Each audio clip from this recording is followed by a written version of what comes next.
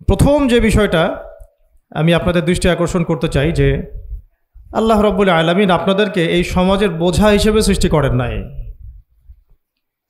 আল্লাহ রাব্বুল আলামিন আপনাদেরকে এই সমাজের বোঝা হিসেবে সৃষ্টি করেননি, বরং আল্লাহ রাব্বুল আলামিন আপনাদেরকে এই উম্মতের একটা গর্বিত অংশীদার হিসেবে সৃষ্টি করেছেন।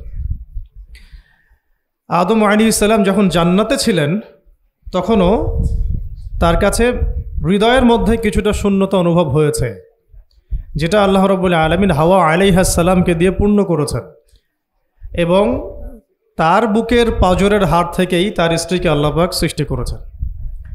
এবং উভয়ের প্রতি আল্লাহ পাকের নির্দেশ কিন্তু সমান ছিল। এমন না যে আদম আলাইহিস সালামকে বলা হয়েছে এই গাছের কাছেও যেও না, হাওয়া আলাইহিস সালামকে বলা হয় নাই, ব্যাপারটা কিন্তু এমন নয়, বরং উভয়ের প্রতি সমান আদেশ ছিল। ওয়ালা তাকরাবা হাদিহিশ শাজারা, তাকরাবা শব্দটা দ্বিবচন, তোমরা দুজনের কেউই এই গাছের কাছে যাবে না।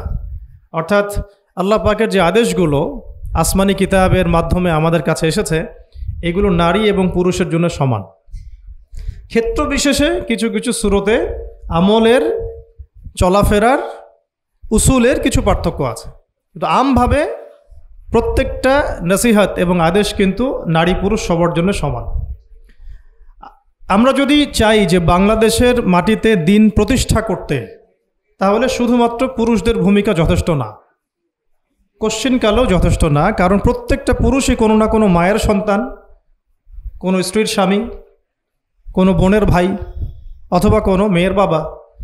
তাহলে যদি শুধু পুরুষবাচক শব্দে আমরা সমাজ সংস্কার করতে যাই, আমরা ব্যর্থ হব।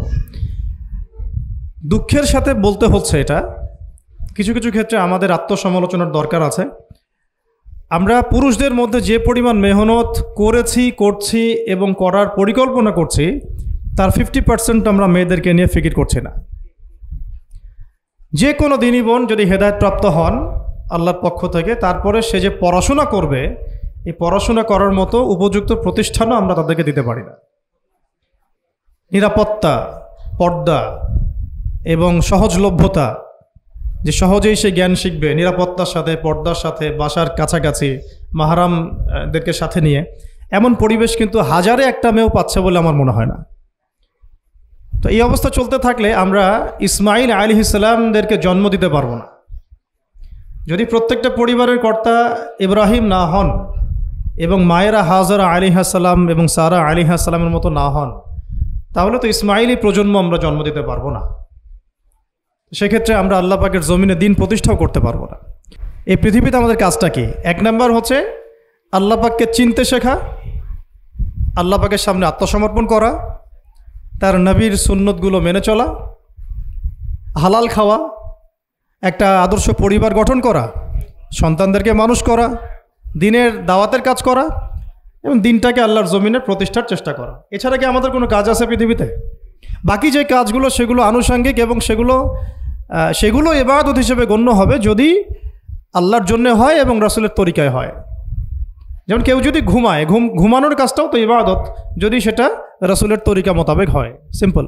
খাওয়া দাওয়া করা, আমরা আমাদের চাহিদায় খাই, কিন্তু এটাও ইবাদত হিসেবে গণ্য হবে যদি খাওয়ার সুন্নাতটা আমরা ঠিকমতো আদায় করতে পারি। তাহলে প্রতিটা কাজই সুন্নাহ এবং ইবাদত হবে যদি আমরা সেটার তরিকা ঠিক রাখি। মূল কাজগুলো কি? মূল কাজগুলো হচ্ছে যে, আবার বলতেছি, মূল কাজগুলো হচ্ছে, এক, এই পৃথিবীতে আল্লাহকে চেনা, আল্লাহকে চিনতে শেখা। দুই, আল্লাহ রাব্বুল আলামিনের সামনে শর্তহীন আত্মসমর্পণ, শর্ত সাপেক্ষে না, একদম নিঃশর্ত আত্মসমর্পণ। তিন, আল্লাহ পাকের সমস্ত হুকুম আহকামগুলো মেনে চলা। চার, রাসূলুল্লাহ সাল্লাল্লাহু আলাইহি ওয়াসাল্লামের আদর্শ প্রত্যেকটা কাজে বাস্তবায়ন করা, সুন্নতের উপর থাকা। পাঁচ, হালাল খাওয়া। ছয়, আদর্শ পরিবার গড়ে তোলা। সাত, সন্তান প্রতিপালন। আট, সৎ কাজে আদেশ। নয়, অসৎ কাজে নিষেধ। 10, আল্লাহ পাকের এই জমিনের মধ্যে দিনটাকে প্রতিষ্ঠার চেষ্টা করা, যার যা সামর্থ্য আছে তাই দিয়ে। কেউ জান দিয়ে করবে, কেউ মাল দিয়ে করবে, কেউ কথা দিয়ে করবে, কেউ লিখনি দিয়ে করবে, কেউ প্রয়োজনে আল্লাহর পথে জিহাদ করবে, কেউ প্রয়োজনে শহীদ হবে। যার যেটা সুরত সে সেভাবে করবে। এছাড়া কি দুনিয়াতে আমাদের কোনো কাজ আছে? তো এই কাজগুলোর মধ্যে এই কাজগুলোকে যদি আমরা বাস্তবায়ন করতে পারি তাহলে দুনিয়াতেও সফল হব ইনশাআল্লাহ, পরকালেও জান্নাতে যাব ইনশাআল্লাহ। এই তো, এই কাজগুলো যদি আমরা বাস্তবায়ন করতে পারি দুনিয়াতেও সফল হব ইনশাআল্লাহ এবং পরকালেও জান্নাতে যাব ইনশাআল্লাহ। তো এক্ষেত্রে এই গন্তব্য হাসিল করার জন্যে যে কাজটা সবার আগে দরকার, এতক্ষণ যেগুলো বললাম, এই গন্তব্যটা হাসিল করার জন্য সবার আগে যে কাজটা দরকার সেটা হচ্ছে শরিয়াতের একটা ন্যূনতম জ্ঞান অর্জন করা। শরিয়াতের ন্যূনতম একটা জ্ঞান অর্জন করা। শরিয়াতের ন্যূনতম জ্ঞান বলতে আমি কি মিন করছি, কি বোঝাচ্ছি? আমি বোঝাচ্ছি কমপক্ষে আপনাকে বিশুদ্ধ করে কোরআন তেলাওয়াত করা শিখতে হবে, 1 নাম্বার। এর সাথে আপনাকে আরবি ভাষা কিছুটা হলেও শিখতে হবে যাতে আপনি কোরআনটা বুঝতে পারেন। 3 নাম্বার হচ্ছে হাদিস শাস্ত্র পড়ার যোগ্যতা আপনাকে অর্জন করতে হবে, মানে হাদিস পড়াশোনা করতে হবে। 4 নাম্বার নবী সাল্লাল্লাহু আলাইহি ওয়াসাল্লামের পবিত্র সিরাত অর্থাৎ জীবনী, এটা আপনাকে পড়তে হবে। মনে থাকবে তো? লিখে নেন। 5 নাম্বার হচ্ছে, 1 নাম্বার কি বলেছিলাম? বিশুদ্ধ কোরআন তিলাওয়াত। তারপরে বলেছি আরবি ভাষা শিক্ষা করা। তারপরে বলেছি হাদিস পাঠ। তারপরে বলেছি সিরাত পাঠ। 5 নাম্বার হচ্ছে আকীদা বিশুদ্ধ করা। আকীদা বিশুদ্ধ করা। আকীদার অনেক কিতাব আছে এবং আকীদার আর অনেক দার্সও আছে, এটা নিয়ে আমরা পরে আলোচনা করব ইনশাআল্লাহ। 6 নাম্বার হচ্ছে আপনার ইসলামের ইতিহাস পড়াশোনা করতে হবে, ইসলামের ইতিহাসটা পড়াশোনা করতে হবে। 7 নাম্বার হচ্ছে ইসলামিক অর্থনীতি পড়াশোনা করতে হবে, ইসলামী অর্থনীতির জ্ঞান রাখতে হবে। 8 নাম্বার ইসলামিক পারিবারিক জীবন ব্যবস্থার জ্ঞান অর্জন করতে হবে, ইসলামিক পারিবারিক জীবন ব্যবস্থার জ্ঞান অর্জন করতে হবে। 9 নাম্বার সন্তান প্রতিপালন কিভাবে করতে হয়, ইসলামিক প্যারেন্টিংয়ের জ্ঞান অর্জন করতে হবে। 10 নাম্বার হচ্ছে যে ফিকহের জ্ঞান অর্জন করা। ফিকহ মানে হচ্ছে তুলনামূলক যে মাসলা মাসাইলগুলো না জানলে আমরা আমল করতে পারবো না, এই মাসলা মাসাইলগুলো জেনে নেওয়া, যেটাকে আমরা বলি যে ফরজে আইনের জ্ঞান, ফরজে আইনের জ্ঞান। তাহলে এখানেও 10টা পয়েন্ট বের হয়ে আসলো, তাই না? তাহলে আমার সাথে একটু রিপিট করেন। প্রথমে বলেছি ইলম অর্জনের ক্ষেত্রে আপনাকে কোরআন দিয়ে শুরু করতে হবে। মানে কোরআন যিনি তেলাওয়াত করতে পারেন না তিনি হতভাগা। মুসলিম পরিবারে জন্মগ্রহণ করেও যিনি কোরআন তেলাওয়াত করতে পারেন না, আমি মনে করি না এই পৃথিবীতে তার চেয়ে হতভাগা কেউ আছে, আমি মনে করি না। মানে কোরআনের সাথেই সম্পর্ক নাই, মানে আল্লাহর কিতাবই সে তেলাওয়াত করতে পারে না, তো সে এই পৃথিবীর সম্পদ নয় বরং বোঝা। আল্লাহ পাক আমাদের সবাইকে আল্লাহর কিতাব শেখার তৌফিক দান করবেন। একটা 1 নাম্বার, এখান থেকে শুরু হবে পড়াশোনা। আগেই একটা আদনান ভাইয়ের বই নিয়ে নিলাম, আগে একটা অমুক স্কলারের বই নিয়ে নিলাম, আগে একটা তমুক স্কলারের বই নিয়ে নিলাম, এভাবে পড়াশোনা শুরু করতে হয় না। পড়াশোনা শুরুটাই হবে আপনার কোরআন থেকে, সব বন্ধ, আগে কোরআন তেলাওয়াত থেকে শুরু করতে।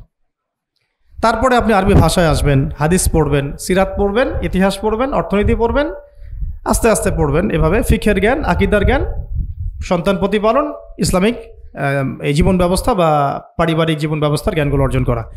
তো ইনশাআল্লাহ আমরা এই জ্ঞানগুলো অর্জনের চেষ্টা করবো তো ইনশাআল্লাহ। এখন কঠিন প্রশ্ন হচ্ছে, এখন আমি তো বললাম একটা তাত্ত্বিক কথা বললাম, এখন আপনিও জানেন আমিও জানি, এইটা আপনি এখন কিভাবে করবেন, কিভাবে করবেন, সম্ভব কিনা আপনার পক্ষে? কারণ এখানে অনেকেই, বেশিরভাগই হয়তো বা জেনারেল ব্যাকগ্রাউন্ডের মানুষ, যারা অনার্সে পড়েছেন, মাস্টার্স পড়েছেন বা এখন ফ্যামিলি লাইফে আছেন, কেউ কখনোই মাদ্রাসার দুয়ারেও যেতে পারেন নাই। তাহলে এখন যদি আপনি এগুলো শুরু করতে চান তাহলে আপনার সামনে অপশন কি আসলে?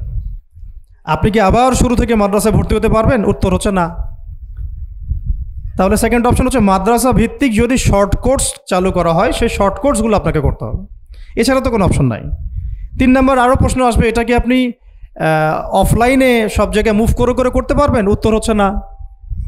যদি আপনার অফলাইনে আপনার সামনে কোনো সুযোগ থাকে তাহলে তো ভালো, যে আপনার বাসার পাশে একটা মাদ্রাসা আছে বা আপনার এলাকাতে একটা সুন্দর মাদ্রাসা আছে, এটা থাকলে তো আলহামদুলিল্লাহ এবং ভালো, আমরা চাই সেটাই হোক, কিন্তু সবার ক্ষেত্রে এটা পসিবল হয়ে ওঠে না। এই কারণে অনলাইনের কোর্সগুলোর দিকেও একটু ফোকাস করতে পারেন, যাতে ঘরে বসে পর্দার সাথে আপনি কোর্সগুলো করতে পারেন।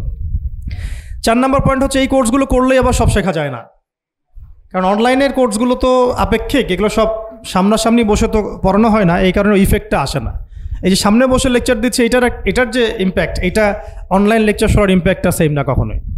এই জন্যে আমরা সবসময় বলি যে ওস্তাদদের সামনে গিয়ে দার্স নেওয়া আর কি। এই সুযোগটা তো সবাই সব মেয়ে পাচ্ছেন না, এই জন্য আমরা আপনাদের প্রতি আহ্বান করব এবং আমরাও উদ্যোগ নেওয়ার চেষ্টা করব, যাতে প্রত্যেকটা বিভাগীয় শহরে, অ্যাটলিস্ট প্রত্যেকটা বিভাগীয় শহরে মেয়েদের জন্য একটা স্বনামধন্য একটা আদর্শ দিনী মার্কাজ প্রতিষ্ঠা করা যায়, যেখানে অফলাইনে আমাদের দিনী বোনরা এসে সপ্তাহে 2 দিন 3 দিন দিন শিখবেন, এতে ইনশাআল্লাহ 1 বছর অনলাইনে পড়ার চাইতে বেশি ফায়দা হবে ইনশাআল্লাহ। কিন্তু এই কাজটা আমার একার পক্ষে করা সম্ভব না, ওনার একার পক্ষে করা সম্ভব না। তো এটা আবার আমাদের সবাইকেই হাত লাগাতে হবে। আমার কাছে এত অর্থ সম্পদ নাই, আমার কাছে কোনো জায়গা জমিও নাই, থাকলে আমরা আল্লাহর রাস্তা ফি সাবিলিল্লাহ দিয়ে দিতাম। যাদের কাছে আছে তারা এগিয়ে আসেন, প্রতিষ্ঠান গড়ে তোলেন, প্রত্যেকটা এলাকায় এলাকায় একটা করে মেয়েদের মার্কাজ গড়ে তোলেন, টিচারদেরকে আমরা ট্রেন করে দিব ইনশাআল্লাহ, সিলেবাস আমরা দিয়ে দিব ইনশাআল্লাহ, মুআল্লিমা আমরা পাঠাবো ইনশাআল্লাহ। একটা এলাকার বোনদেরকে যেন বাইরে যেতে না হয়, সে এলাকার মধ্যেই তারা 100 জন 50 জন বসে বসে দিন শিখবে। সম্ভব না এটা করা? অনেক আগেই সম্ভব ছিল এবং জরুরিও ছিল, কিন্তু আমরা অন্যদিকে বেশি ফোকাস করছি। মেয়েদেরকে সত্যি এখানে আমরা অবহেলার মধ্যেই রেখেছি। এখন আমার মেয়ে হয়েছে বলে আমি খুব কনসিয়াস যে আমি এখন মেয়ে নিয়ে কী করবো, আমার মেয়েকে আমি কীভাবে বড় করব। এখন তো আমি মেয়েকে পড়তে অন্য কোথাও পাঠাবো না, কারণ সিকিউরিটি কনসার্ন। আমি আমার মেয়েকে কোথাও মেসে থাকতে দিব না, সিকিউরিটি কনসার্ন, এবং আমাদের গায়রতের খেলাফ, ব্যক্তিত্বের খেলাফ। তাহলে আমার মেয়েকে পড়াশোনা করানোর জন্য আমাকেই প্রতিষ্ঠান গড়ে তুলতে হবে, এবং এমন প্রতিষ্ঠান যেখানে আমার মেয়ে দুনিয়াবি জ্ঞানও পাবে, পরকালের জ্ঞানও পাবে। এটা তো অ্যাভেলেবল না। তো অ্যাভেলেবল হবে কখন? যখন সবাই হাত লাগাবো। দেখেন, আমি একটা হাদিস মনে করে দিই আপনাদেরকে, এটা বলতে চাচ্ছিলাম না কিন্তু বলছি। নবী সাল্লাল্লাহু আলাইহি ওয়াসাল্লাম একদিন ঈদের খুতবা দিচ্ছিলেন, এবং ওই খুতবাতে তিনি বলেছিলেন যে, হে মুসলিম নারীগণ, আমি জাহান্নামে দেখে এসেছি যে তোমাদের সংখ্যা বেশি। মুসলিম নারীগণের সংখ্যা বেশি এটাও হাদিসের সঠিক ফাহাম না, মানে পুরো এই উম্মতের মধ্যে নারীদের একটা বড় অংশ জাহান্নামে যাবে এই উম্মতের মধ্যে। তো তোমরা বেশি বেশি সাদাকা করো, তোমরা বেশি বেশি সদকা করো, একটা খেজুরের টুকরা দান করে হলেও জাহান্নাম থেকে বাঁচো। তো এটা বলার পরে বেলাল রাদিয়াল্লাহু আনহু একদিক থেকে আরেক দিক হাঁটছিলেন, সাথে একটা কাপড় ছিল। নারীরা তাদের কেউ গলার হার, কানের দুল, হাতের মানে চুড়ি, এগুলো সোনার সব খুলে খুলে দান করছিলেন। মেয়েদেরকে সদাকার মধ্য দিয়ে জাহান্নাম থেকে বাঁচতে হবে। সদকা করার মধ্য দিয়ে মেয়েদেরকে জাহান্নাম থেকে বাঁচতে হবে। আজকে যদি আপনি একটা প্রতিষ্ঠান গড়ে দিয়ে যেতে পারেন, এটা যদি আরও 50 বছর সাস্টেইন করে, এই 50 বছর এখানে যত মানুষ দিন শিখবে, সমস্ত মানুষের ইলমের নেকি আপনি পাবেন। কিন্তু আমরা কিন্তু সবাই ব্যক্তি স্বার্থ নিয়ে চিন্তা করি, আর দুনিয়ার স্বার্থটাকে বেশি প্রাধান্য দেই। আমার 500 জায়গা আমি দিয়ে দিব, আপনি দিচ্ছেন না, বরং আপনি পরকালের জান্নাতের একটা জায়গা আপনি সার্টিফাইড করছেন। কে জানে, হয়তো এই ওসিলায় আপনার জান্নাতের ফয়সালা হয়ে যেতে পারে। কেউ 10% জমির মধ্যে একটা মসজিদ করেছে, হতে পারে এই মসজিদের ওসিলায় আল্লাহ পাক তাকে জান্নাত দিতেও পারেন। কেউ একটা মাদ্রাসা প্রতিষ্ঠা করেছে, এখানে হাজার হাজার স্টুডেন্ট পড়াশোনা করছে, কে জানে হয়তো এই ওসিলায় আল্লাহ পাক তাকে পরকালে জান্নাত দিতে পারেন। তো সাদাকা, এগিয়ে আসা এবং শিক্ষা খাতে নিজেদের জানমাল, অর্থ সম্পদকে ব্যয় করা আমাদের একার পক্ষে এখন আর এগুলো সম্ভব না। হ্যাঁ, যদি আমার কাছে রাষ্ট্রীয় কোনো ক্ষমতা থাকতো বা শিক্ষা বিভাগের কোনো ক্ষমতা থাকতো, তাহলে প্রত্যেকটা মসজিদ ভিত্তিক আমরা মেয়েদের আলাদা শিক্ষার ব্যবস্থা করতাম। মসজিদ ভিত্তিক, প্রতিষ্ঠানের প্রয়োজনই নাই। মসজিদের মধ্যে একটা আলাদা কর্নার করে ফেলা যায়, মেয়েদের জন্য স্বতন্ত্র, এখানে কোনো পুরুষের এন্ট্রেন্সই থাকবে না। মেয়ে শিক্ষিকা, মেয়ে ভলান্টিয়ার সবই মেয়ে, এবং ওস্তাদদেরকে দিয়ে এখানে ফরজে আইন থেকে শুরু করে তাদেরকে একদম মৌলানা পর্যন্ত পড়ানো সম্ভব। উদ্যোগ নেওয়া হয় নাই বিগত 30 বছর 40 বছরে।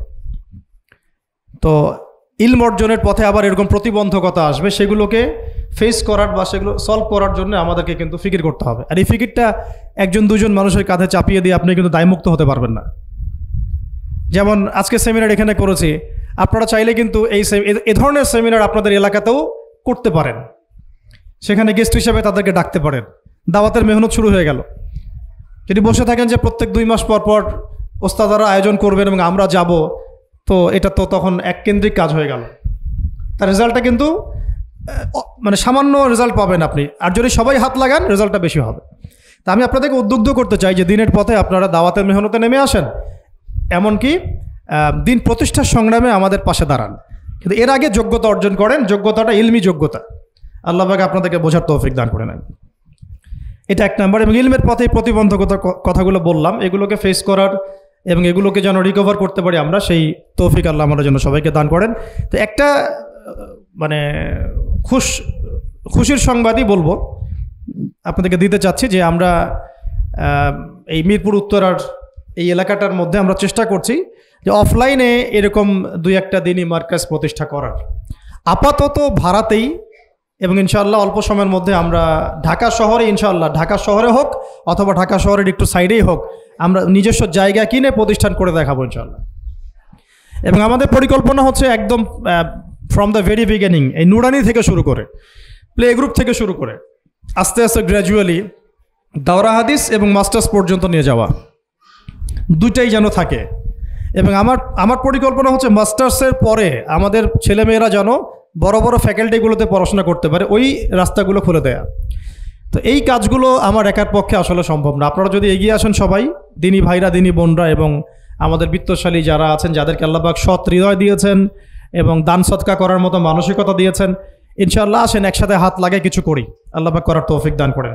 আর এই দেশের এই সময়টা, দেশের চলমান এই সময়টা আমাদের জন্য দিনের কাজ করার একটা উর্বর সময়। এখন যদি আমরা এই বিষয়গুলো গুছিয়ে নিতে পারি, ইনশাআল্লাহ আগামী 10 বছর পরে ভালো ফলাফল পাবো ইনশাআল্লাহ। আমার মেয়ের বয়স আজকে থেকে 10 বছর পরে হবে 11 বছর। তো 11 বছর বয়সে আমি আয়েশাকে কোথায় দেখতে চাই, মারিয়ামকে কোথায় দেখতে চাই, ঠিক আছে, আমি আমার মেয়ে খাদিজাকে কোথায় দেখতে চাই, এটা আমাকে এখন থেকে ফিকির করতে হবে। রেডিমেড কিছুই পাবেন না, এই যুগ রেডিমেড আপনাকে কিছু দিবেই না। যদি মনে করেন একটা স্কুল প্রতিষ্ঠান চাচ্ছে রেডিমেড, যেখানে বাচ্চাকে ঢুকাবো ওকে আলেমা বানিয়ে বের করে দিবে, এমন কোনো প্রতিষ্ঠান আপনি পাবেন না। রেডিমেড কিছু হয় না, নিজের অনেক কন্ট্রিবিউশন লাগে এখানে। শুধু প্রতিষ্ঠান, শুধু কিতাব কখনোই একজন ব্যক্তির ভবিষ্যৎ গড়তে পারবে না। শুধু প্রতিষ্ঠান, শুধু কিতাব পারবে না। তো অনেক গভীরে চলে যাচ্ছি, মূল কথাটা আশা করি বোঝাতে পেরেছি। ইলম যেমন অর্জনও করতে হবে, ইলম মানুষের কাছে সহজলভ্য করার প্ল্যাটফর্মও তৈরি করতে হবে। আল্লাহ পাক আপনাদের সবাইকে এগিয়ে আসার তৌফিক দান করেন, আমিন। আসেন শুরু করি, আমরা শুরু করি ইনশাআল্লাহ। আল্লাহ বল তারা বেশি সম্মানিত যারা প্রথমে শুরু করে। যদি আমরা এরকম 5টা প্রতিষ্ঠান করে ফেলি ঢাকায়, তখন দেখবেন দিনী বোনের অভাব নাই, অনেক হাজার হাজার বোন আসছেন সেমিনারে। কিন্তু তারা আসছেন কখন? যখন এটা রেডি হয়ে গেছে তখন। আর আপনারা এসেছেন কখন? যখন কিছুই ছিল না তখন। তো এটা লা ইয়াজতামিআন, এটা কখনো সমান হবে না। তো আল্লাহ পাক আমাদেরকে অগ্রজ হওয়ার তৌফিক দান করেন, আমিন। তো ইলমের সাথে 2 নম্বর যে পয়েন্টটা নোট আউট করবেন, সেটা হচ্ছে বেশি বেশি আমল করা। আমলবিহীন ইলমের কোনো মূল্য নাই। আমলবিহীন ইলমের কোনো মূল্য নাই। এখন আমল করাটা কি খুব কঠিন? আমি আপনাদেরকে আমার ওস্তাদের একটা কথা বলি। আমার ওস্তাদ আমাদেরকে শিখিয়েছেন, বলেছেন যে আমল প্রতিদিন করা, অল্প হলেও প্রতিদিন করা। প্রতিদিন আপনি 10 পারা পড়তে পারবেন না হয়তো, ঠিক আছে, 2 পৃষ্ঠা পড়েন। প্রতিদিন আপনি হয়তো 20টা হাদিস পড়তে পারবেন না, 2টা হাদিস পড়েন। প্রতিদিন হয়তো আমরা তাহাজ্জুদ, চাশত, আওয়াবিন, ফরজ, সুন্নাহ সব একসাথে হয় না, তাই না? তো ঠিক আছে, আপনি 8 রাকাত করে পড়তে পারছেন না, 2 করে না হয় পড়েন। 2 রাকাত তাহাজ্জুদ পড়েন, তাহাজ্জুদের হক আদায় হয়ে গেল। সকালে 2 রাকাত নামাজ পড়ে নেন, চাশতের হক আদায় হয়ে গেল। এইভাবেই মানে কথা হচ্ছে যে আমল করা, নিয়মিত করা, যদিও সেটা অল্প হয়, এটা কিন্তু কঠিন কিছু না। আল্লাহ পাক যার জন্য সহজ করে দেন তার জন্য সহজ। অজু করে ওয়াশরুমে গিয়েছেন, অজু করে ফেলেন, অজু দিয়ে 2 রাকাত নামাজ পড়ে ফেলেন। চলতে ফিরতে, আপনারা তো ঘরের কাজে বেশি ব্যস্ত থাকেন, চলতে ফিরতেই সুবহানাল্লাহ, আলহামদুলিল্লাহ, লা ইলাহা ইল্লাল্লাহ, আল্লাহু আকবার পড়তে থাকেন, আস্তাগফিরুল্লাহ ওয়া আতুবু ইলাইহি পড়তে থাকেন, দরুদ শরীফ পড়তে থাকেন। এমন না যে ঘটা করে সবসময় আমলে বসতে হবে, এটা জরুরি না। প্রতিটা কাজের সাথে আমল আছে। তো সবচেয়ে ইম্পর্টেন্ট আমলগুলো হচ্ছে নামাজ, ফরজ নামাজটুকু, এর সাথে আমি বলবো কোরআন তেলাওয়াত, তাহাজ্জুদ, এর সাথে বলবো যে আদব রক্ষা করা, আখলাক ঠিক রাখা। আদব রক্ষা করা, আখলাক ঠিক রাখা। একজন মহিলার এক্সাম্পল দিব, বেসিক্যালি এটা 2 জন মহিলার এক্সাম্পল, তো আমি একজনের কথা বলছি। একজন সাহাবী এসে নবী সাল্লাল্লাহু আলাইহি ওয়াসাল্লামকে বলেছিলেন যে আমাদের বাসার পাশে একজন মহিলা আছে, প্রচুর ইবাদত করে, কোনো নামাজ মিস নাই, কোনো নফল রোজা মিস নাই, খুবই পরেশগার, খুবই মুত্তাকি, খুবই খুবই উঁচু লেভেলের মুত্তাকি একজন মহিলা বলে মনে হয় আমাদের কাছে। কিন্তু তিনি তার প্রতিবেশীর সাথে ঝগড়া করেন। তিনি তার প্রতিবেশীর সাথে ঝগড়া করেন এবং বাজে ল্যাঙ্গুয়েজ ইউজ করেন। নবী সাল্লাল্লাহু আলাইহি ওয়াসাল্লাম বলেছেন যে তিনি জাহান্নামী, নাউযুবিল্লাহ। আরেকজন মহিলা সম্পর্কে বক্তব্য এসেছিল, আরেকজন সাহাবী বলেছেন যে আমাদের বাসার পাশে একজন মহিলা আছে, তেমন কোনো নামাজ, খুব বেশি ইবাদত করেন না, কিন্তু তার আখলাক, চরিত্র খুব নরম, কোমল, নবী সাল্লাল্লাহু আলাইহি ওয়াসাল্লাম বলেছেন তিনি জান্নাতি ইনশাআল্লাহ। তাহলে আমরা এই হাদিসটা থেকে বুঝতে পারছি যে আমলের মূলনীতিটা আসলে কি। আমল মানে এই না যে একেবারে সবসময় আমাকে নামাজ রোজা হজ জাকাতেই ফোকাস করতে হবে, আমার আদাব ও মুআশারাটাও অনেক বড় ব্যাপার, চলাফেরা ওঠা বসা আমাদের ডিলিংসগুলো। তো এখানে আমি একটু বলবো আপনাদেরকে, কারণ এই যুগটা তো অনলাইনের যুগ, মিডিয়া দ্বারা প্রভাবিত হওয়ার যুগ, বিভিন্ন সিরিয়ালস আমাদের মাথায় এখনও বসে আছে, দেখেছি জীবনে আমরা অনেক সময় কেউ না কেউ। তো এইগুলো আমার মাথায় কিন্তু ইম্প্যাক্ট ফেলে, এগুলো আমাদের মাথায় ইম্প্যাক্ট ফেলেছে, সমাজ ব্যবস্থা আমাদের মাথায় ইম্প্যাক্ট ফেলেছে, যে পরিবেশে আমরা পড়াশোনা করেছি ওই পরিবেশটা আমার উপর ইম্প্যাক্ট ফেলেছে। সব মিলে আমাদের মাথাটা এখন পুরো দূষিত, আমাদের মাথাটা কিন্তু পুরাই দূষিত, কলপটা আরও দূষিত। তো এইখানে যে বিষয়গুলো ফোকাস করা দরকার, যে পিতা মাতার সাথে একদম কোমল হয়ে যান, ছেড়ে দেন, নিজের অধিকারে না আসলেও ছেড়ে দেন, পিতা মাতার সাথে কোমল হয়ে যান। পিতা এবং মাতা আপনার জান্নাত জাহান্নামের মাধ্যম। যদি স্বামী থেকে থাকে, স্বামীর প্রতি নরম হয়ে যান, তাকে ছাড় দেওয়া শিখেন। সবচেয়ে বড় কথা, তাকে মহব্বত করা তো অবশ্যই জরুরি, মহব্বতের চাইতেও বেশি জরুরি স্বামীকে বিশ্বাস করা এবং তাকে সম্মান করা। এমন কোনো কথা এবং কাজ না করা যেটা স্বামীর গায়রত বা ব্যক্তিত্ব আঘাত করে। আমি পয়েন্টটা হয়তো বোঝাতে সক্ষম হয়েছি। ভালোবাসা অনেক গুরুত্বপূর্ণ বিষয়, ঠিক আছে, কিন্তু ভালোবাসা শুধুমাত্র একমাত্র গুরুত্বপূর্ণ বিষয় নয়। আরও গুরুত্বপূর্ণ বিষয় হচ্ছে বিশ্বাস, সম্মান এবং আনুগত্য। বিশ্বাস, সম্মান এবং আনুগত্য। এখন বলতে পারেন যে আমার স্বামী আমাকে অন্যায় কাজে আদেশ করলে কি আমি আনুগত্য করব? কখনোই না। যখন স্বামী আপনাকে কোরআন সুন্নাহর দিকে আপনাকে ধাবিত করবেন, তখন আপনি তার আনুগত্য করতে বাধ্য, এবং এটা আপনার জান্নাতে যাওয়ার মাধ্যম বটে। এই হাদিসটা খুব ভালো করে মনে রাখতে হবে যে এই পৃথিবীতে কেউই আল্লাহ পাকের পরে সিজদা পাওয়ার যোগ্য না। এমনকি নবীদেরকেও আল্লাহ পাক সিজদা করতে বলেন নাই, কিন্তু সেই নবী আমাদেরকে কিন্তু বলেছিলেন যে যদি আল্লাহ পরে কাউকে আমি সিজদা করতে বলতাম, তাহলে আমি স্বামীদেরকে সিজদা করতে বলতাম। এটাকে তসলিমা নাসরিন স্টাইলে বুঝলে হবে না। ওরা এটাকে এভাবে নিবে যে ইসলাম মেয়েদেরকে দাসত্বের শৃঙ্খলা আবদ্ধ করতে চাচ্ছে, হ্যাঁ, আত্মস্বাধীনতা দিবে না ইত্যাদি। আমরা দেখব পরকালে আমি জান্নাতে যেতে পারছি কিনা। আল্লাহ পাকের হুকুমের চাইতে আমার কাছে কোনো যুক্তি বড় নয়। আল্লাহ পাকের হুকুমের চাইতে আমার কাছে কোনো যুক্তি, বিজ্ঞান, প্রযুক্তি এগুলো বড় মানদণ্ড নয়। শুধুমাত্র স্বামীর আনুগত্য, বিশ্বাস, সম্মানের বদৌলতে দেখা যায় যে পুরোটা জীবন এই বেচারা আপনার জন্য ঢেলে দিবেন ইনশাআল্লাহ। আর এই জায়গায় যদি দেখা যায় ঘাটতি থাকে, তখন কোনো কোনো ক্ষেত্রে ভালোবাসা যথেষ্ট হয়ে ওঠে না। এবং আপনারা জানেন এই শহরে ডিভোর্সের সংখ্যা দিন দিন বাড়ছে। কেন? এইগুলো মেজর কারণ আছে। হ্যাঁ, আমি বলছি না যে সব ছেলেই একেবারে পারফেক্ট, কখনোই না। ছেলেরাও যেমন সাহাবী না, মেয়েরাও সেরকম মহিলা সাহাবী না। কিন্তু সবর, আনুগত্য, নরম কোমলতার কোনো বিকল্প নাই। উভয় পক্ষের জন্যই নসিহতগুলো আর কি, স্বামীর জন্য এবং স্ত্রীর জন্য। আরেকটা বিষয় হচ্ছে যে স্বামীর পরিবার নিয়ে খোঁটা না দেওয়া, স্বামীর যে বাবা মা ভাই বোন এই ব্যাপারগুলো নিয়ে খোঁটা দেওয়া না দেওয়া বা খোঁচাখুচি না করা, এবং তার যে অবদান আপনার প্রতি এটাকে অস্বীকার না করা, কুফরি না করা। একটা হাদিসের মধ্যে নবী সাল্লাল্লাহু আলাইহি ওয়াসাল্লাম কিন্তু বলেছেন যে বেশিরভাগ নারীর জাহান্নামে যাওয়ার কারণ কি? সাহাবীরা জিজ্ঞাসা করেছিলেন, তিনি বলেছেন তারা কুফরি করে। কি কুফরি করে? তারা কি আল্লাহর সাথে কুফরি করে? নবীজি বলেছেন না, বরং তারা সারা জীবন স্বামীর যে দিয়ে যাওয়া যে স্যাক্রিফাইস বা অধিকার, এটাকে হঠাৎ করে অস্বীকার করে বসে, হঠাৎ কোনো একদিন অস্বীকার করে বসে। এটার কারণে দেখা যায় আল্লাহ পাক নারাজ হয়ে যান। আল্লাহ রাব্বুল আলামিন তো একজন ব্যভিচারী নারীকেও জান্নাত দিয়েছেন মাত্র কুকুরকে পানি পান করানোর কারণে। আবার একজন নারীকে বিড়াল বেঁধে রেখে কষ্ট দেওয়ার কারণে জাহান্নামে দিয়েছেন। তো জবান এমনই একটা কঠিন জিনিস, যেটাকে নিয়ন্ত্রণে না রাখলে আমাদের জন্য ক্ষতি হবে। আল্লাহ পাক আমাকে আপনাদের সবাইকে জবান হেফাজতে রাখার তৌফিক দান করে দেন। আর কিছু বিষয় হচ্ছে, কিছু শাসন সমাজে থাকে, মানে পরিবারের মধ্যে থাকে। এই শাসনগুলো কখনোই মেয়েদেরকে বিপথে নিয়ে যাওয়ার জন্য নয়, বরং যে আপনাকে মহব্বত করবে সেই আপনাকে শাসন করবে। যে আপনাকে মহব্বত করে সেই কিন্তু আপনাকে শাসন করবে। যার আপনার ব্যাপারে কোনো কেয়ার নাই সে কিন্তু আপনাকে শাসন করতে আসবে না।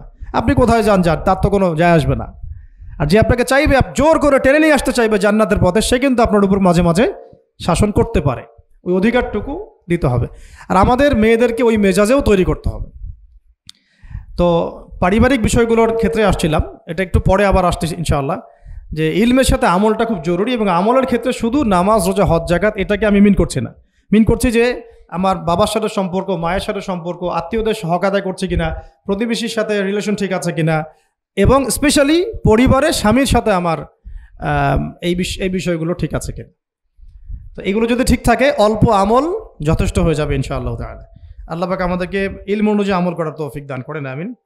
3 নম্বর আমি পয়েন্ট নোট আউট করছিলাম মেয়েদের জন্য, যে আমি আমার মেয়েকে নসিহত করতাম যে বেশি বেশি দান সদকা করতে, বেশি বেশি দান সদকা করতে। মেয়েদের জন্য স্পেশালি সাদাকাটা বেশি করা উচিত। ছেলেরা তো সাদাকা করে, কম বেশি কিন্তু করে, যেহেতু তারা বাইরে থাকে। তো আপনারা সাদাকা করার জন্যে যদি স্বামীর অর্থ আপনাদের কাছে নেন, এটা দোষের কিছু না। চেয়ে নেওয়া, বলে নেওয়া, তাদের কাছ থেকে অর্থ নিয়ে সাদাকার একটা অংশ রাখা। দেখেন, আবু বকর রাদিয়াল্লাহু আনহুর নাম তো সবাই শুনেছেন। তিনি যখন খলিফা হয়েছিলেন তখন তার স্ত্রী কিছু কিছু করে সম্পদ জমিয়ে রাখতেন, খাবার জমিয়ে রাখতেন। পরে একদিন ভালো একটা খাবার রান্না করে খাইয়েছেন ওই জমিয়ে রাখা খাবার থেকে। এখান থেকে একটা বিষয় বুঝতে পারলাম, সম্পদ সেভ করা শিখতে হয়। একদম আমার ইনকাম আছে বলে যে একদম পুরো 1 লাখ টাকা ঢেলে দিতে হবে মাসে, জরুরি না। 10,000 টাকা করে সেভ করার চেষ্টা করেন, হয়তো এই 10,000 টাকা একটা পরিবারের ভরণ পোষণের জন্য যথেষ্ট হয়ে যাবে। ওই সেভ করা টাকাটা যদি আমি কালকে দান করে দিই আল্লাহর রাস্তায় বা অন্য কোনো মানুষকে, তার 1 মাসের খরচ হয়ে যাবে, বিশাল একটা উপকার হবে। আমরা কিন্তু কিছু টাকা পাইলেই কসমেটিক্স, নতুন জুয়েলারি, ঠিক আছে, নতুন কি আসলো বাজারে, নতুন কসমেটিক্স আর কি, তো এইগুলোর দিকে বেশি ফোকাস করি। তো এখান থেকে টাকা একটু জমিয়ে আমরা যদি আল্লাহর পথে ব্যয় করার চিন্তা করি, পরিবারে বরকত আসবে। এই জন্য সম্পদকে মূল্যায়ন করা, রিজিক আল্লাহ পাক দিয়েছেন বলেই সব যে ঢেলে দিতে হবে, এটা ভালো না, এই কাজটা ঠিক না। আল্লাহ পাক আজকে আপনাকে হয়তো 1 কোটি টাকা দিয়েছেন, কালকে আল্লাহ না করুক 1000 টাকার জন্য মানুষের কাছে হাত পাততে বাধ্য করতে পারেন আল্লাহ পাক। এমনও কিন্তু দিন আসতে পারে, দিন সবসময় সমান থাকে না। আজকে আপনার কাছে 1 কোটি টাকা আছে, কিছু মনে হচ্ছে না, কালকে কে জানে আল্লাহ না করুক যে 1000 টাকা কারো কাছে চাইতে হচ্ছে, 1000 টাকার জন্য ঠেকে গেছেন, হতে পারে না? তো রিজিককে মানুষ তাজিম না করলে রিজিক দূরে চলে যায়। দুটো বিষয় খেয়াল রাখবেন, দুটো বিষয়। এক হচ্ছে মাঝে মাঝে মনের মধ্যে কিছু আমল করার ইচ্ছা আসে না? মনে হলো যে আচ্ছা একটু 10টা আয়াত পড়ি, মনে আসে না মাঝে মাঝে, এমন মনে হয় না? ওই সময় এই যে মনের মধ্যে যে এই ইরাদাটা জাগ্রত হওয়া, এটাকে আমরা বলি ওয়ারিদ। অন্য ভাষায় আপনি বলতে পারেন মেহমান। কি বলতে পারেন? এটা আল্লাহর পক্ষ থেকে আপনার কলবের মধ্যে মেহমান হিসেবে এসেছে। এখন আপনি যদি আমলটা করেন, সেই মেহমান বারবার আপনার কলবে আসবে। যদি আপনি ওই সময় আমলটা না করেন, মেহমান চলে যাবে, মেহমান অসম্মানিত হলে পরে আর আসবে না। একইভাবে রিজিক আল্লাহ পাক দিয়েছেন, এর তাজিম যদি করতে পারেন রিজিক বেশি আসবে। রিজিকের তাজিম সম্মান করতে না পারলে রিজিক আসবে না, বেশি কমে যাবে। উসমান রাদিয়াল্লাহু আনহু সবচেয়ে ধনী ছিলেন না? কেন জানেন? কেন? এটা কি জানেন কেন ধনী ছিলেন? একে তো তিনি প্রচুর দান সদকা করতেন, এটা তো আপনারা জানেনই। আরেকটা জিনিস অনেকে জানে না, তিনি উটের পিঠে বসেছিলেন, কিছু একটা খাচ্ছিলেন, এই 2-1টা দানা পড়ে গেছে নিচে। উটের পিঠ থেকে নেমেছেন, নেমে সেই দানা উঠিয়েছেন, পরিষ্কার করেছেন, ধুয়েছেন, আবার খেয়েছেন। তার এই 2-4টা দানার কোনো কিন্তু মানে পরোয়া না করলেও চলে, তার প্রচুর অর্থ সম্পদ আছে। এত অর্থ সম্পদ যে তাবুক যুদ্ধের দিন 30,000 সেনাবাহিনীর দায়িত্ব নিয়েছেন। 30,000 সেনাবাহিনীর দায়িত্ব নিয়েছেন। সেনাবাহিনী যাবে, থাকবে, খাবে, তাঁবু টাঙাবে, সব দায়িত্ব তার। 30,000 সেনাবাহিনীর দায়িত্ব নেওয়া কি চারটাখানি কথা? তো এই সাহাবী এই কয়েকটা খাবারের দানা উঠিয়ে খেলেন। নবী সাল্লাল্লাহু আলাইহি ওয়াসাল্লাম বলেছিলেন যে তোমাকে আল্লাহ পাক রিজিক বাড়িয়ে দিবেন না কেন? তুমি রিজিকের যে তাজিম, যে সম্মান তুমি করো, এর বদৌলতে আল্লাহ পাক তোমাকে বেহিসাব রিজিক দিবেন। দুইটা বিষয় খেয়াল রাখবো। আমলের মেহমান হৃদয়ের মধ্যে আসলে তাকে ফিরায় না দেওয়া, তাহলে সেই মেহমান কিন্তু আর আসবে না। মেহমানকে মূল্যায়ন করলে মেহমান বারবার আসবে ইনশাআল্লাহ। আর রিজিকের তাজিম না করলে রিজিক কিন্তু আপনার ঘরে বেশি বেশি আসবে না। এমনি তো হারামের যুগ, এমনি সুদের যুগ, এমনি ঘুষের যুগ। অলমোস্ট এভরি ফ্যামিলি সুদখোর এখন, অলমোস্ট এভরি ফ্যামিলি। মেয়েরা স্পেশালি যারা শাশুড়ি টাইপের, আপনারা মাইন্ড করেন না, তাদের সাইকোলজি যে এতই নিচে নেমে গেছে এখন যে আমার মেয়ে জাহান্নামে যায় যাক, হ্যাঁ আমার মেয়ে জাহান্নামে যায় যাক, সমস্যা নাই, দুনিয়াতে সে যেন ভালো থাকে। এটা কেন বললাম? একটা সুদখোরের ঘরে তুলে দিতে সে দ্বিধাবোধ করতেছে না, একটা দুর্নীতিবাজের ঘরে তুলে দিতে দ্বিধাবোধ করতেছে না, একটা ঘুষখোরের ঘরে তুলতে দ্বিধাবোধ করতেছে না, হ্যাঁ, একটা মানে কি বলবো মাদকসেবী, ড্রাগ এডিক্টেড বা এই যে আর কি বলবো ফাসেক জালেম এই ধরনের ঘরে উঠাই দিতেও সে দ্বিধাবোধ করছে না। পাঁচতলা বাড়ি চাই আমার, আর কি আমার মেয়ে পাঁচতলা বাড়ি থেকে সুখে থাকবে, এই যে সুখের ডেফিনেশন এখানে দিয়েছেন আপনারা। এই জন্য কত হাজার হাজার মেয়ের জীবন নষ্ট করে দিয়েছেন আপনারা, আমার কথা মাইন্ড করে না, হাজার হাজার মেয়ের জীবন মায়েরা নষ্ট করে দিয়েছে শুধুমাত্র মেয়েদের দুনিয়াবি সুখ এর সংজ্ঞাটা বুঝতে ভুল করার কারণে। এর নাম যদি সুখী হইতো তাহলে অমুসলিমরা সুখী না কেন, পশ্চিমারা সুখী না কেন, ওরা আত্মহত্যা করে কেন? এভাবে মেয়েদের জীবন নষ্ট করেছেন। অথচ অল্প যদি হালাল রিজিকও হতো আল্লাহ পাক তাকে বরকত দিতেন, সুখে থাকতো। তা আল্লাহ পাক আপনাদেরকে রিজিকের মূল্য বোঝার তাজিম করার তৌফিক দান করেন, আমিন। তো অনেক ভিতরে ভিতরে চলে যাচ্ছে আমি, সময় আমাদের হাতে আরও শর্ট হয়ে আসতেছে। তো এখানে একটা কথা বলে দিব যে রিজিকের প্রসঙ্গ যেহেতু আসছে, যে হালাল হালাল খেতে হবে আমাদেরকে, হারামের দ্বারস্থ হওয়া যাবে না। আপনার স্বামী যদি হারাম খায় আপনি স্বামীকে বুঝান, তাকে ওই চাকরি ছেড়ে দিতে আপনি উৎসাহিত করেন। আমি আপনাদেরকে একটা অনেস্টির সাথে একটা কথা বলি, যত এই যে প্রশাসনে যত ঘুষখোর আছে, ঠিক আছে, যত দুর্নীতিবাজ আছে, যত মাদকসেবী আছে, মাদকের ব্যবসায়ী আছে, যত সুদখোর আছে, এরা সবাই কেন এই খারাপ কাজগুলো করে জানেন? তার স্ত্রীকে ভালো রাখার জন্যে, তার মাকে ভালো রাখার জন্যে, তার সন্তানদেরকে ভালো রাখার জন্য। তাহলে স্ত্রী হিসেবে, সন্তান হিসেবে, মেয়ে হিসেবে আপনি বলবেন যে আমাদের এইসব ভালোর দরকার নাই আব্বু, হে আমার প্রিয় স্বামী আমার এসব ভালোর দরকার নাই, হে আমার ছেলে আমার এসব ভালোর দরকার নাই, তুই হালাল পথে থাক, ওইখানে তুই আমাকে ডাল ভাত খাওয়া, আমি খুশি আছি। এইভাবে আপনারা তাদেরকে মোটিভেট করেন, দেখবেন সমাজে হারাম কমে গেছে ইনশাআল্লাহ। আর হারাম খাওয়া এই ছেলে মেয়েগুলোও কিন্তু মানুষ হবে না। হারাম খাওয়া যে ছেলে মেয়েগুলো রক্ত মাংস করে উঠছে, এরাও কিন্তু মানুষ হবে না। আল্লাহ পাক আমাদেরকে হালাল খাওয়ার তৌফিক দান করেন, এবং হালালের জন্য আপনাদের ভূমিকা অনেক বেশি। আমরা উত্তরবঙ্গ সহ দেশের বিভিন্ন জায়গায় সফর করে যেটা দেখেছি, যত সুদী এনজিও আছে না, এনজিওগুলোর মধ্যে মহিলাদের নামই বেশি, জানেন, মহিলাদের নাম বেশি সুদী এনজিওতে। তো এই দাওয়াতগুলো আমরা মা বোনদেরকে দিতে চাই যে কোন অবস্থাতে যেন হারাম রিজিকের দিকে আপনারা না ধাবিত হন, এবং রিজিকের তাজিম করেন, পরিবারের মধ্যে হৃদ্যতা ভালোবাসা বজায় রাখেন, একে অপরকে বিশ্বাস সম্মান এবং শ্রদ্ধা করেন। ইনশাআল্লাহ তাআলা আপনাদের পরিবারও সুখী হবে, রিজিকও সুন্দর হবে এবং রিজিকে বরকত হবে ইনশাআল্লাহ।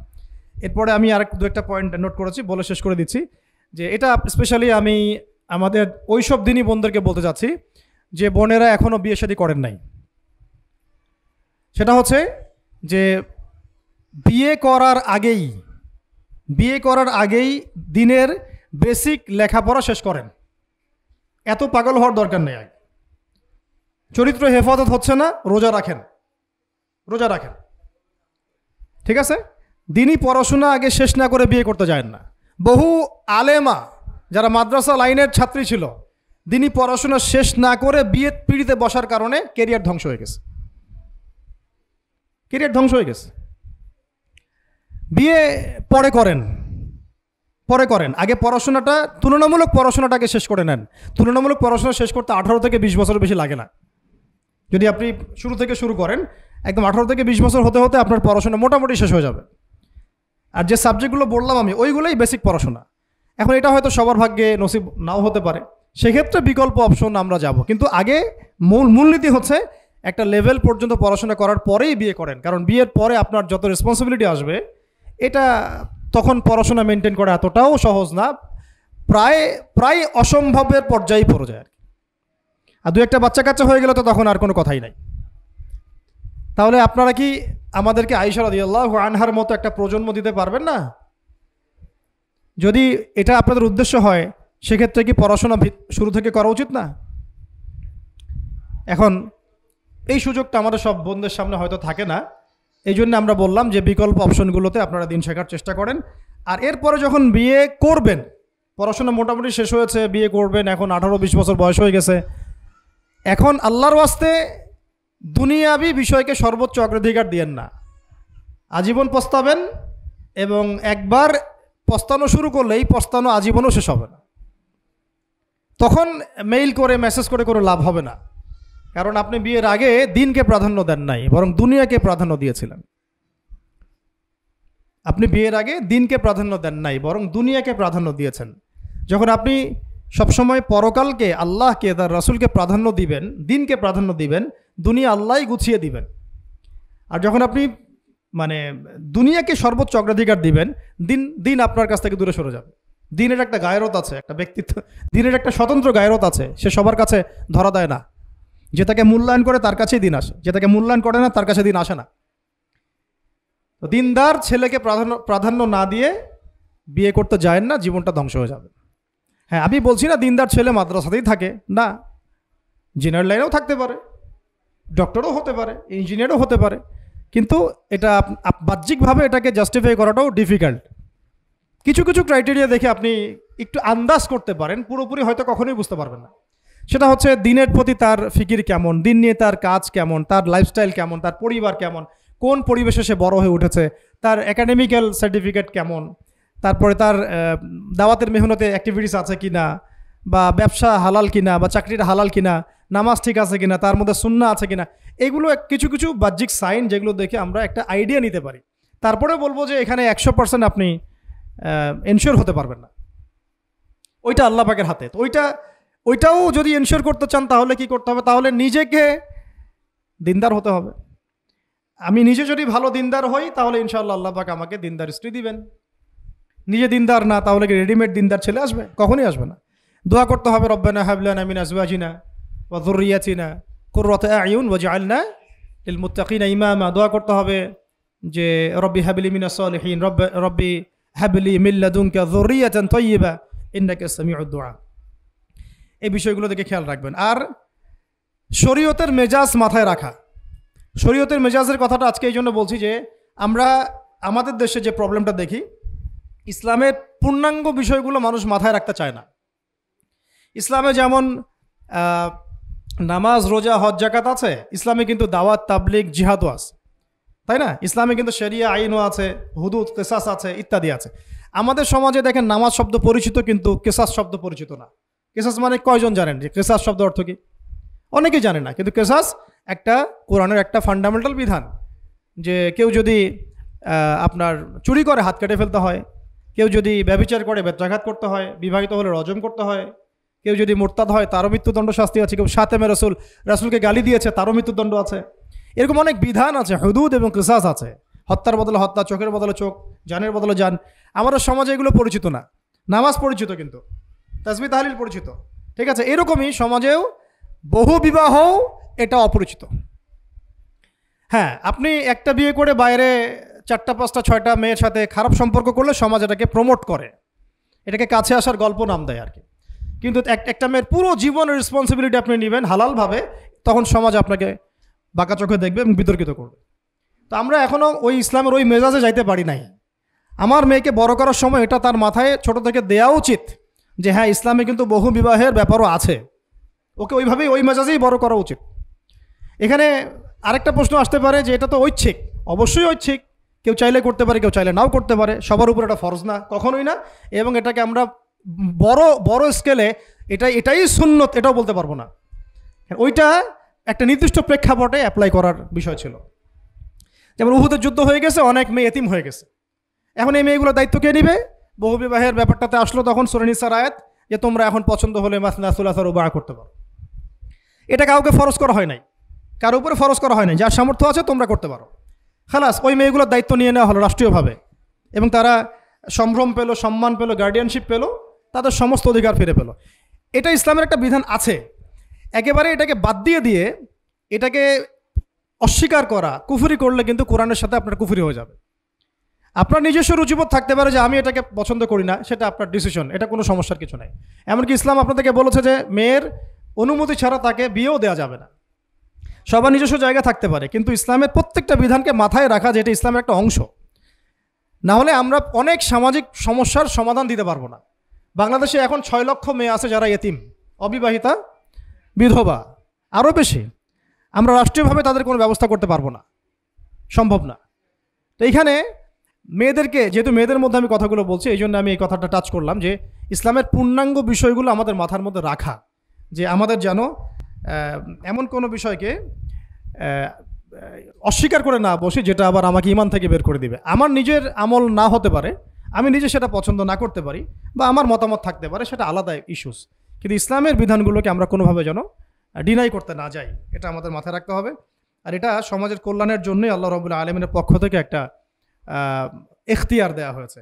আর দুটা বিষয় বলে শেষ করে দিচ্ছি, সেটা হচ্ছে ওই যে ইলমের কথা বলেছিলাম শুরুতে, এর সাথে আমি আমার ব্যক্তিগত জীবন থেকে বলছি, আর তিনটা জিনিস ইলমের সাথে খুব বেশি কানেক্টেড, এটা মাথায় রাখবেন। একটা হচ্ছে আদব। একটা কি? আদব। আদব রক্ষা করতে না পারলে ইলম অর্জন করতে পারবেন না। তাই আদব রক্ষা করার জন্য আমাদেরকে ওই জেনারেল লাইনে পড়াশোনার মেজাজটা ত্যাগ করে আসতে হবে। আমরা ওইখানে যে মেজাজে পড়াশোনা করি, ওই মেজাজটা আমাদেরকে একটু কর্পোরেট হতে শেখায়। মানে আমি বেতন দিয়েছি 500 টাকা, আমি 500 টাকার ক্লাস পাইলাম না কেন, তাই না? মেজাজটা এরকম আর কি। অথচ এখানে ওস্তাদের দোয়া নেওয়ার জন্য আমাদেরকে সিরিয়ালে দাঁড়িয়ে থাকতে হবে। এটা হচ্ছে এই প্ল্যাটফর্ম, এটা হচ্ছে ওই অন্য জায়গা। এখানে একজন নবী হয়েও মুসা আলাইহিস সালাম যুগের পর যুগ হাঁটছেন এমন একজন ব্যক্তির সাক্ষাতের জন্য যিনি তার চেয়ে বেশি জ্ঞানী। তার নাম খিদর আলাইহিস সালাম, যিনি তাকে সাথে নিতে চাচ্ছেন না। তিনি বলছেন যে ইন্নাকা লান তাস্তাতিআ মাইয়া সাবরা, তুমি তো আমার সাথে ধৈর্য ধরতে পারবে না। কিন্তু মুসা আলাইহিস সালাম তারপরও চললেন, বারবার প্রশ্ন করলেন, কিন্তু শেষ পর্যন্ত সম্পর্ক কিন্তু নচ্ছেদ হয়ে গেল। মনে আছে কি? হাদিস সূরা কাহফের কথা বলছে। তো এটা হচ্ছে এই ইলমের জায়গাটা এমন একটা ইলমের জায়গা যেখানে আদব রক্ষা না করলে ইলম পাওয়া যাবে না। আরেকটা বিষয় হচ্ছে তাসকিয়া, ইলম অর্জন করে ওস্তাদের কাছ থেকে দোয়া নেওয়া এবং আত্মশুদ্ধি অর্জন করা। মনের মধ্যে কোনো হিংসা না রাখা। আমাদের সবার এখন মনের মধ্যে যে হিংসা দিয়ে ভর্তি, হিংসাগুলোকে ছেড়ে দেন, মন বড় করে ফেলেন, আল্লাহর জন্য ছেড়ে দেন, হিংসা ত্যাগ করেন, গীবত করা বন্ধ করে দেন, অপবাদ দেয়া তো একেবারেই নিষেধ, পরশ্রী কাতরতা ছেড়ে দেন, মনটাকে একদম খালেস করে রাখেন। একজন সাহাবী সম্পর্কে নবীজি বলছেন, এই যে এখন যে সাহাবী ঢুকবে মসজিদে ও জান্নাতি, সবাই আগ্রহ নিয়ে বসে আছে, কে এসে ঢুকলেন? জান্নাতি। পরের দিনও সেম কথা, এখন যে ঢুকবে সে জান্নাতি। সেম সাহাবী ঢুকলেন, পরের দিনও সেম কথা, এখন যে ঢুকবে সে জান্নাতি। সেম সাহাবী ঢুকলেন। এবার একজন সাহাবী কৌশল করে তার বাসায় গেলেন, দেখি তো কি আমল করে সে। তো দেখলেন তো রাত্রেবেলা তাহাজ্জুদে উঠতেছে না, এশার নামাজ পড়ে ঘুমায় গেছে, ফজরের নামাজে উঠলো। 3 দিন থাকলেন, 3 দিন সেম। তখন তিনি বললেন, আচ্ছা ভাই, তোমার ব্যাপারে নবীজি এরকম মন্তব্য করেছেন, তোমাকে তো এমন কোনো খাস আমল করতে দেখলাম না। তো তিনি বলছেন, আচ্ছা একটা বিষয় হতে পারে, আমি অত বেশি আমল হয়তো করি না, কিন্তু আমি যখন ঘুমাতে যাই আমি সবাইকে মাফ করে দিয়ে ঘুমাই। মন ফ্রেশ, মনটা থেকে সব বের করে দেওয়া, এটা তাসকিয়া, এটা ইলমের সাথে সম্পৃক্ত। আল্লাহ পাক আমরা সবাইকে এই বিষয়গুলো বোঝার তৌফিক দান করেন, আমিন। আর এরপরে আমি বলবো যে সন্তান প্রতিপালনে যত্নশীল হন, কারণ এরপরে তো আমাদের অ্যাসেট তারাই। এবং মেয়েদেরকে আমি বলবো যে আপনারা বেশি বেশি সন্তান নেবেন। কে শিখাইছে একটা বাচ্চা নিতে হবে, 2টা বাচ্চা নিতে হবে? এগুলো বোগাস কথাবার্তা পশ্চিমারা শিখাইছে।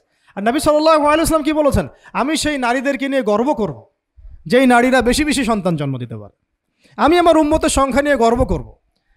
হ্যাঁ, সবার ফিজিক্যাল কন্ডিশন এক না হতে পারে, কিন্তু এই মানসিকতাটা ত্যাগ করতে হবে যে আমার একটাই, 2টি সন্তানের বেশি নয়, একটি হলে আরও ভালো হয়। এইসব পশ্চিমা তন্ত্রমন্ত্র বন্ধ করতে হবে, ঠিক আছে? এরপরে বলবো যে মিডিয়া দিয়ে, আচ্ছা, এই সন্তান প্রতিপালনের ক্ষেত্রে একটা কথা বলে দেই যে প্যারেন্টিংয়ের অনেক বই বাজারে বের হয়েছে, প্যারেন্টিং টিপস আছে। এই প্যারেন্টিংটা নিয়ে আলাদা ইনশাল্লাহ একদিন সেশন করবো, এখানে অনেক কথা বলার আছে। সন্তান প্রতিপালন একটা শিল্প, সন্তান প্রতিপালনটা একটা শিল্প, খুব ধৈর্যের কাজ, সবরের কাজ, লেগে থাকার কাজ। সন্তানকে সময় দেওয়া, ওর খাবারের দিকে খেয়াল রাখা, ওর মানসিকতার দিকে খেয়াল রাখা, ওর ফিজিক্যাল অ্যাক্টিভিটিস দিকে খেয়াল রাখা, ওর মানে আত্মা দূষিত হয়ে যাচ্ছে কিনা এটা খেয়াল রাখা, ওর ভালো একাডেমিক পরিবেশ নিশ্চিত করা, ভালো ওস্তাদ দেওয়া, ওর সাথে মেশা, ওকে আদর করা, অনেক কিছু আছে। এটা নিয়ে ইনশাল্লাহ আমরা একদিন আরেকটা সেশন করবো ইনশাল্লাহ।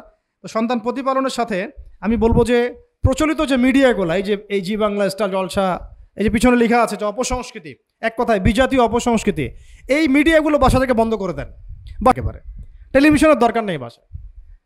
অনলাইনে আমরাও কিছু কিছু ক্ষেত্রে আসলে আমরাও অনলাইনের মধ্যে ডুবে গেছি।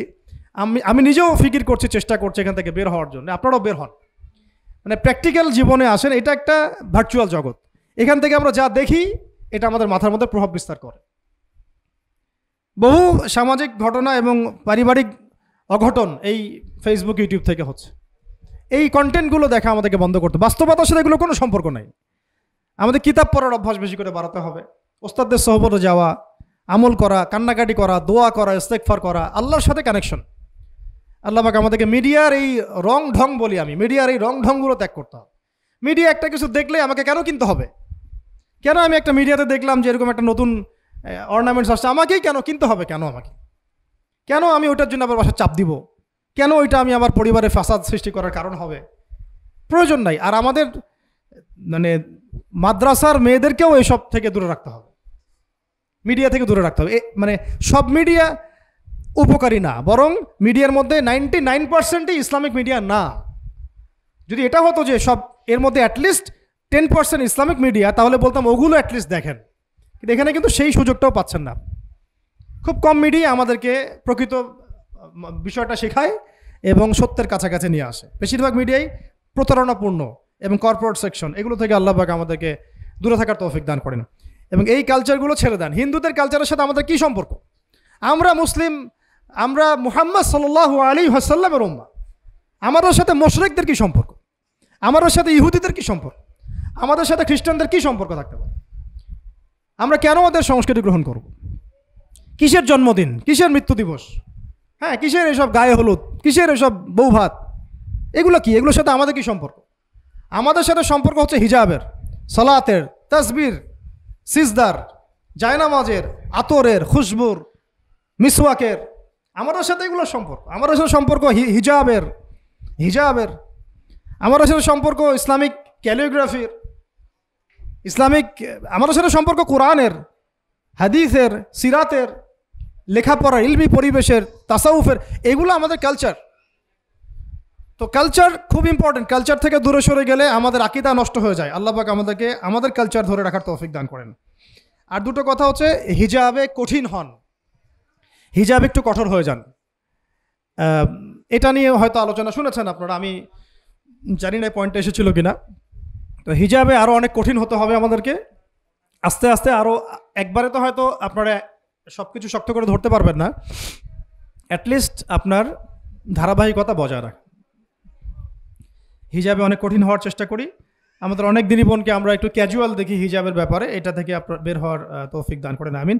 আর একটা মেয়েদেরকে একটা নসিহত করবো, স্পেশালি যে অল্পে তুষ্ট থাকেন, ইনশাল্লাহ জীবনে সুখী হয়ে যাবেন ইনশাল্লাহ। আর শেষ কথা হচ্ছে, আলেমা হওয়ার চেষ্টা করেন, দায়ী হওয়ার চেষ্টা করেন এবং মেয়েদের মধ্যে ব্যাপক দাওয়াতি কাজ করার চেষ্টা করেন। এইটা জীবনের লক্ষ্য উদ্দেশ্য বানায় নেন ইনশাল্লাহ। আপনার জীবনের লক্ষ্য যদি এমনই হয়, দেখবেন এমনই জীবন সঙ্গিনী আপনি পেয়েছেন যার জীবনের লক্ষ্য সেম, তখন দুজনে মিলে আপনি কাজ করতে পারবেন ইনশাল্লাহ। আমাদের এখন প্রচুর আলেমা দরকার, আমাদের প্রচুর দায়ী বোন দরকার, আমাদের মুআল্লিমা, শিক্ষিকা বোন দরকার, ঠিক আছে? আমাদের প্রত্যেকটা ডিপার্টমেন্টে এরকম যোগ্যতা সম্পন্ন দিনী বোনদেরকে দরকার। তো এইটা তো আর একা আমাদের পক্ষে গড়ে তোলা সম্ভব না। তাই সবাই আমরা যদি হাত লাগাই এবং আমাদের উম্মাকে নিয়ে ফিকির করি, ইনশাআল্লাহ তাআলা আজকে যে বিষয়গুলো আলোচিত হলো, এগুলো ইনশাআল্লাহ শুধু তাত্ত্বিক কথাবার্তায় সীমাবদ্ধ থাকবে না, ইনশাআল্লাহ বাস্তবেও রূপ লাভ করবে ইনশাআল্লাহ।